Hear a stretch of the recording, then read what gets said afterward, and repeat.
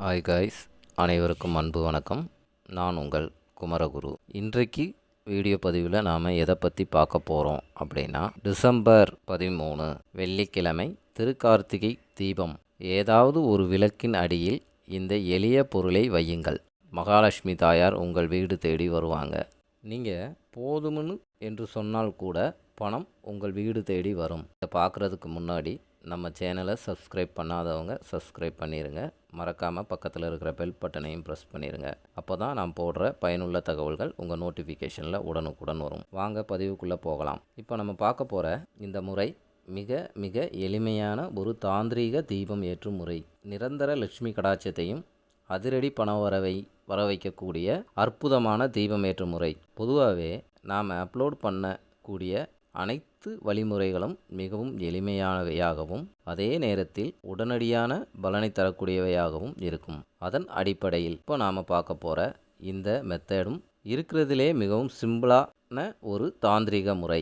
பணம் தொடர்பான பிரச்சனையில் இருக்கிறவங்க கட்டாயம் இந்த தீபத்தை ஏற்றுங்க. உங்களுக்கு ஒரு நல்ல பலனை கொடுக்கும். ஸ்பெஷலாக நாம் ஒரு தீபத்தை ஏற்ற போகிறது இல்லைங்க. நீங்கள் வழக்கமாக ஏற்றக்கூடிய தீபத்தில் ஒரு சின்ன விஷயத்தை நாம் செய்ய போகிறோம். ஆனால் அதனுடைய பலன்கள் மிக பெரியதாக இருக்கும். அந்த தீபத்தில் நாம் செய்யும் மாற்றம் என்ன, அதை எந்த நேரத்தில் செய்யணும், இந்த வீடியோவில் தெளிவாக பார்க்க போகிறோம். வாங்க அது என்ன முறைங்கிறத பார்க்கலாம். இந்த மெத்தடில் எந்த ஒரு மந்திரங்களோ பூஜைகளோ கிடையாதுங்க. சிம்பிளான மெத்தடு. டிசம்பர் 13 வெள்ளிக்கிழமை கார்த்திகை தீபம். பொதுவாகவே 3 நாட்கள் விளக்கேற்றுவோம் நம்முடைய வழக்கம். அதாவது டிசம்பர் 13, 14 மற்றும் 15 இந்த 3 நாட்களிலேயுமே இப்போ நம்ம பார்க்க போகிற இந்த மெத்தடை ஃபாலோ பண்ணணும். பொதுவாக கார்த்திகை தீபம் அன்று வீட்டுக்கு வெளியே வாசற்படியில் இருந்து விளக்கேற்றுவது வழக்கம். அந்த விளக்கை தாங்க நாம் முதல்ல ஏற்றணும். அதாவது வாசலில் இருந்து தான் நாம் ஏற்றிட்டு வரணும். வாசலில் இருக்கிற அந்த விளக்கை முதல்ல ஏற்றணும். அதற்கு பிறகு தாங்க வீட்டில் இருக்கிற விளக்கை ஏற்றணும்.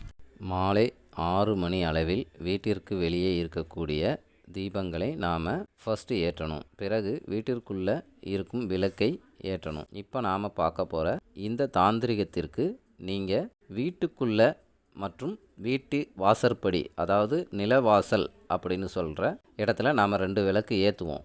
அங்கேயும் இந்த தாந்திரிகத்தை செய்யலாம். அல்லது வீட்டிற்குள்ளே இருக்கிற விளக்கிலேயும் இந்த தாந்திரிகத்தை செய்யலாம். வழக்கமாக நீங்கள் ஏற்ற காமாட்சி விளக்கிலையும் இதை செய்யலாம்.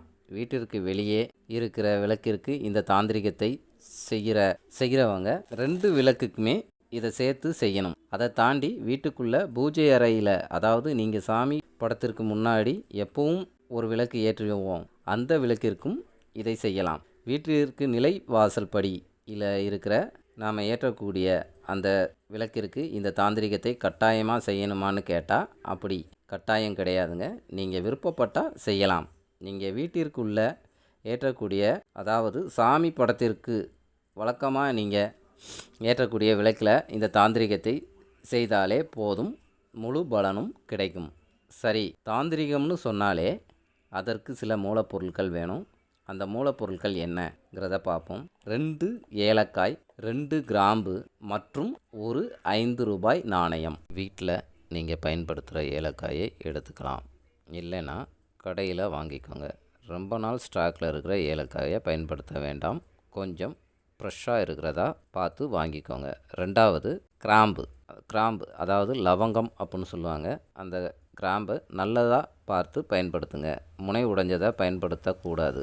அடுத்ததாக ஒரு 5 ரூபாய் நாணயம்.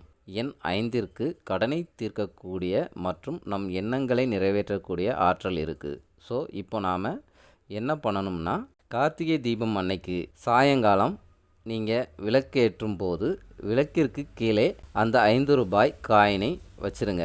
முடிந்த வரைக்கும் கார்த்திகை தீபத்தன்னைக்கு அந்த 3 நாட்களுமே, அதாவது டிசம்பர் 13, 14, 15 வீட்டில் ஏற்ற விளக்குக்கு அடியில் இந்த காயினை வச்சு இந்த தாந்திரிகத்தை கட்டாயம் செய்ய வேண்டும். நீங்கள் ஏற்றக்கூடிய விளக்கில் நெய் அல்லது கூட்டு எண்ணெய், அப்படி இல்லை அப்படின்னா நல்லெண்ணெயை பயன்படுத்தலாம். இப்போ அந்த நெய் அல்லது அந்த எண்ணெயில் 2 கிராம்பு, 2 ஏலக்காயை சேர்த்துக்கலாம். அதாவது விளக்கு ஏற்றக்கூடிய அந்த எண்ணெயில் 2 கிராம்பு 2 ஏலக்காயை சேர்த்துக்கோங்க. அப்படி சேர்த்துட்டு நீங்கள் விளக்கு ஏற்றுங்க. ஆனால் விளக்குக்கு கீழே 5 ரூபாய் நாணயம் இருக்கணும்.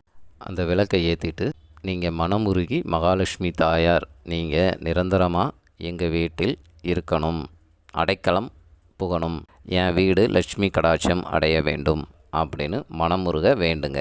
வீட்டின் நிலவாசலில் இருக்கிற விளக்குக்கும் இதே மாதிரியே செய்யணும். விருப்பப்படுறவங்க நீங்கள் செய்யலாம். குறைந்தபட்சம் அரை மணி நேரம் அந்த விளக்கு எரிய வேண்டும். விளக்கு எரிந்து தானாக குளிர்ந்தாலும் பரவாயில்லை. அல்லது நீங்கள் ஒரு புஷ்பத்தை கொண்டு அந்த விளக்கை குளிர வச்சுருங்க. அதில் இருக்கிற கிராம்பையும் ஏலக்காயும் எடுத்து டஸ்ட்பின்னில் போட்டுருங்க. அந்த காயினை ஒரு சின்னதாக ஒரு பேப்பரில் மடித்து வச்சுக்கோங்க. இதே மாதிரி 3 நாட்களும் செய்யணும். 3 நாட்களும் இதே போல் 3 நாட்களும் செய்யணும். 3 நாட்களும் புது காயின் வைக்கணும். அதே மாதிரி புதுசு ஏலக்காவும் கிராம்பும் புதுசாக வைக்கணும். நீங்கள் அந்த வச்ச காயினை, பேப்பரில் வச்சுருக்கிற காயினை சேர்த்துக்கிட்டே வாங்க.